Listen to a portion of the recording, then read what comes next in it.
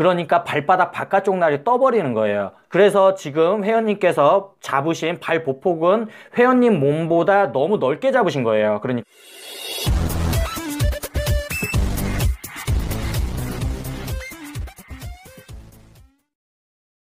안녕하세요, 양선수입니다. 회원님들께서 보내주신 운동 자세 교정 강좌를 시작하겠습니다. 첫 번째 회원님이시고요. 지금 딥스를 하실 때 다리를 뒤쪽으로 빼셨죠? 다리를 뒤쪽으로 빼신 이유는 상체가 내려갔을 때 숙여져서 이 명치 있는 부분이 중력이 작용하는 방향으로 보낸 다음에 이 하부 가슴을 해주시기 위해 다리를 빼신 것까지는 좋은데, 저런 식으로 무릎까지 뒤쪽으로 빼버렸을 경우에는 올라왔을 때가 문제입니다. 수축을 하고 올라왔을 때 무릎을 뒤쪽으로 빼시는 경우는 몸이 잘못하면 위쪽으로 서버릴 수가 있어요. 명치가 바닥을 향해야 되는데 상체 부분이 서버리면 운동하는 내내 가슴 하부 쪽이 바닥을 향해 있어야 되는데 위쪽으로 들려버리죠. 그래서 이런 경우는 무릎을 굽히되 무릎을 너무 뒤쪽으로 빼지 마시고 살짝 앞쪽으로 빼주셔야 돼요. 제 딥스 강좌에 보면은 자세가 나와 있습니다. 무릎은 굽히되 무릎이 살짝 앞쪽으로 나와야 명치 쪽을 벌리면서 자연스럽게 허리가 아치가 되고요. 운동을 하는 내내 가슴 하부가 바닥 쪽을 향하면서 지속적으로 가슴 하부를 자극해 줄 수가 있습니다. 그리고 지금 영상을 보내주신 회원님들께 조금 조언을 드리자면, 지금 아직까지는 운동을 오래 하지 않으셨기 때문에 가슴 발달 상태가 좀 더딘 편이에요. 그러니까 일단은 딥스보다는 플랫 벤치를 좀 많이 해주시고 차라리 인클라인 윗가슴 운동을 조금 많이 해주시면 좋을 것 같아요. 하부 같은 경우는 특별히 신경 안 쓰셔도 어느 정도까지는 자연적으로 발달이 됩니다. 자, 다음 회원님은 고등학교 1학년 회원님이에요. 지금 루마니안 데드리프트를 수행하고 계신데 운동을 하실 때 햄스트링 쪽에 자극이 많이 간다라고 합니다.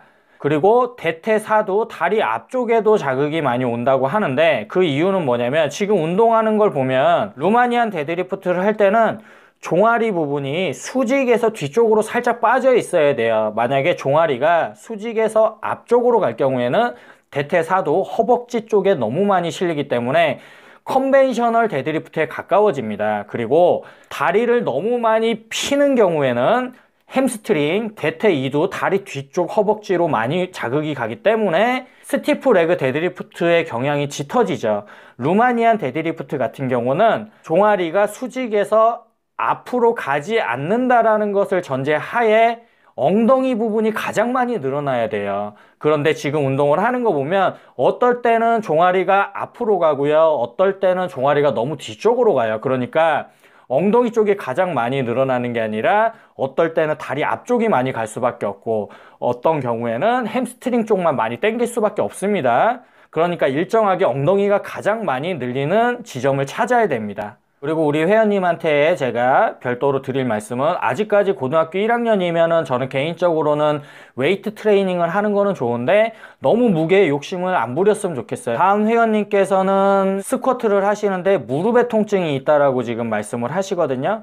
그래서 자세를 제가 한번 봤더니 이완 자세에서 요추 쪽이 말려버리죠. 그 말은 무슨 말이냐면 지금 무릎 쪽을 보면은 약간 티가 날 거예요. 내가 스쿼트를 하기 위해서는 무릎이 자연적으로 접히는 거는 맞는데 지금 이완을 하는 걸 넘어서서 무릎을 아예 이런 식으로 눌러버립니다, 무게로.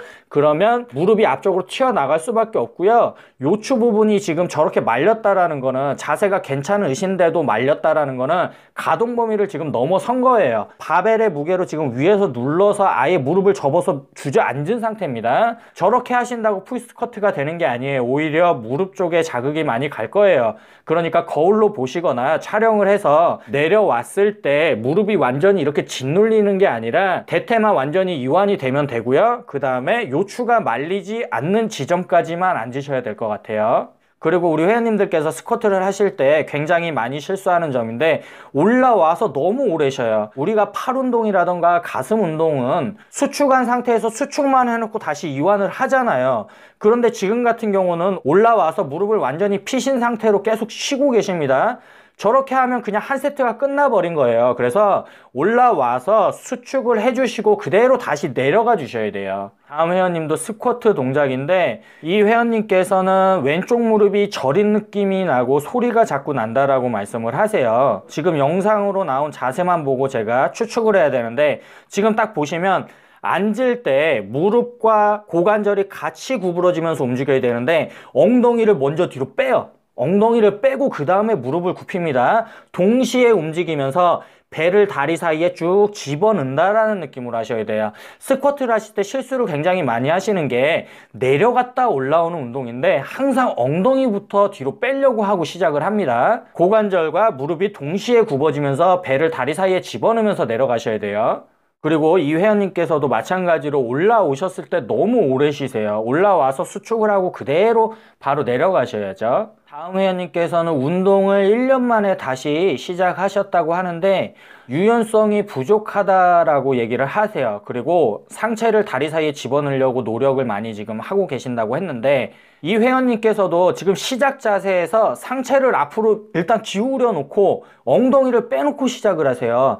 완전히 상체가 서 있는 상태에서 시작을 하셔야죠. 항상 우리가 스쿼트를 할 때 자세를 볼 때 무엇을 확인해야 하냐면 스쿼트를 수행하는 내내 상체의 각도와 종아리 각도가 같아 있어야 됩니다. 종아리 각도가 이렇게 서 있으면 상체도 이만큼 서 있어야 되고요. 내려갔을 때 종아리가 굽어지면 상체의 각도도 그에 맞춰서 움직이면 되는 거예요. 지금 회원님은 유연성이 부족하신 게 아니고요. 너무 무릎을 뒤쪽으로 빼려고 그러고 처음 시작할 때부터 엉덩이를 뒤로 빼려는 생각이 머릿속에 있으니까 상체가 자연히 많이 숙여질 수밖에 없어요. 고관절하고 뒤꿈치에만 체중이 실려 있으면 무릎이 지금보다 조금 더 앞으로 나와도 됩니다. 그리고 우리 회원님의 두 번째 영상을 보면 뒤에서 찍은 모습인데 다른 회원님들도 한번 보세요.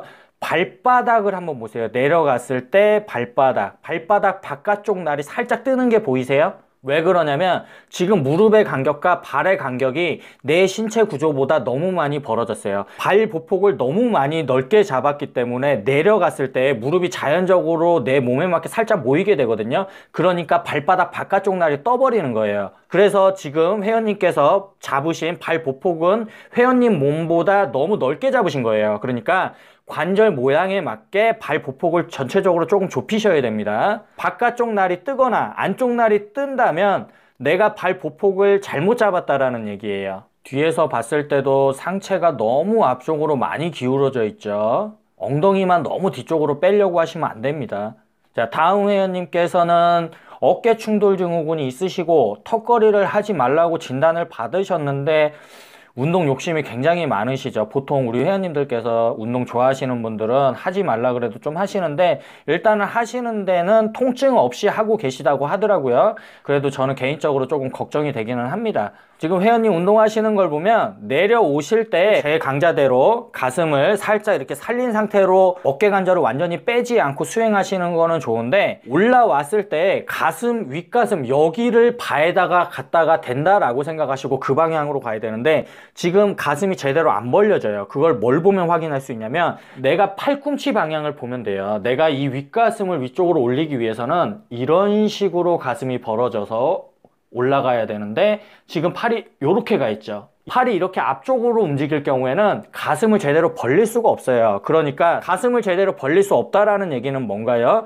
등이 제대로 자극이 안 간다라는 얘기죠. 그러니까 가슴이 넓어지려면 팔이 이런 식이 아니라 이런 식으로 벌어져야죠. 윗가슴을 들어서 올라간다라고 생각을 하시고 그런데 회원님께서 지금 어깨 쪽에 문제가 있으시고 하지 말라고 진단을 받으셨다라면 저는 개인적으로는 랩풀 다운을 하셨으면 좋겠어요. 랩풀 다운을 하셔도 대체가 가능합니다. 다만 머릿속으로 랩풀 다운을 하실 때 이 발을 내 몸쪽으로 내린다라고 생각을 하지 마시고 풀업을 할 때처럼 내가 올라간다라는 생각을 하시고 하시면 풀업만큼의 효과를 보실 수가 있어요. 자세도 훨씬 잘 나오실 것 같고요. 자, 그리고 다음 회원님께서는 최근에 무게를 100kg 가까이 올렸는데 스쿼트를 하실 때 다음날 왼쪽 무릎 안쪽 부분이 걸을 때도 아파서 병원에 가서 관절 주사를 맞으셨대요. 오른쪽 무릎 전방 십자인대는 수술을 3번이나 하셨고 그런데도 이렇게 운동을 하시는 거 보니까 진짜 운동에 대한 열의가 굉장하신 것 같아요.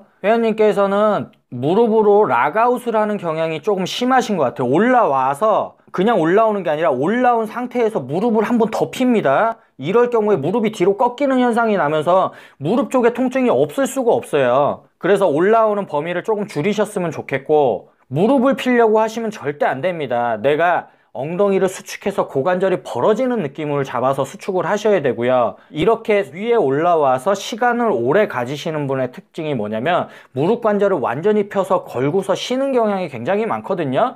그래서 올라와서 쉬지 마시고 다리로 밀어준 다음에 그대로 다시 내려가는 습관을 들이셔야 돼요. 그리고 지금 장면을 보시면 올라와서 발바닥이 뒤꿈치 쪽에 체중이 더 많이 실리는 거는 맞는데 발바닥 앞이 들릴 정도로 뒤꿈치에다가 체중을 실으세요. 그렇게 하지 마시고 앞에도 실어야 되지만 뒤꿈치 쪽에 60% 70% 체중을 실으시고 바닥이 단단하게 전부 바닥에 붙어 있어야 됩니다. 그리고 운동을 하실 때 무릎이 앞뒤로 많이 흔들려요. 그러니까 내려가실 때 내가 뒤꿈치 쪽에 체중을 더 많이 싣고 고관절에 실려 있는지, 운동하는 내내 실려 있는지를 한번 확인해 보세요. 아마도 제가 볼 때는 살짝 무릎 쪽으로 팔 앞쪽으로 왔다 갔다 앞뒤로 무게가 왔다 갔다 하는 걸 조금 느끼실 수가 있는 것 같은데 그 부분을 한번 체크 한번 해보세요.